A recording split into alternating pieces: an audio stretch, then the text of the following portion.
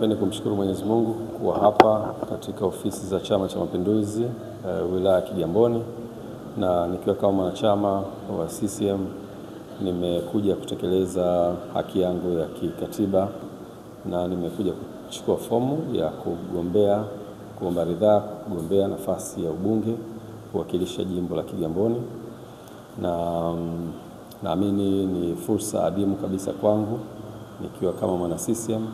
lakini nikiwa kama mwana Kigamboni katika kuendeleza na kusimamia ilani ya Chama cha Mapinduzi,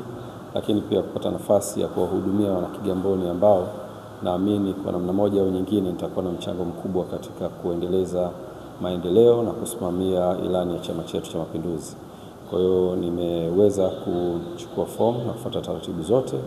na sasa naichukua fomu kwa ajili ya kwenda kuijaza, na kwa ratiba ambayo tumepewa tarehe 2 mwezi wa 7 inatakiwa imerudi, kwa nitahakikisha pia nimerudisha kwa wakati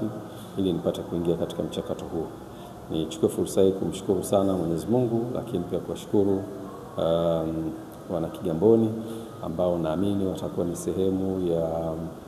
ya familia katika nafasi ya uongozi ambao nitakuja kuiomba, lakini pia wanachama wa Chama cha Mapinduzi ambao ni ndugu zangu. Kwa namna moja au nyingine tutatakiwa tushirikiane kwa kiwango kubwa kuiletea maendeleo Kigamboni yetu, Dar es Salaam na Tanzania kwa ujumla. Asante sana.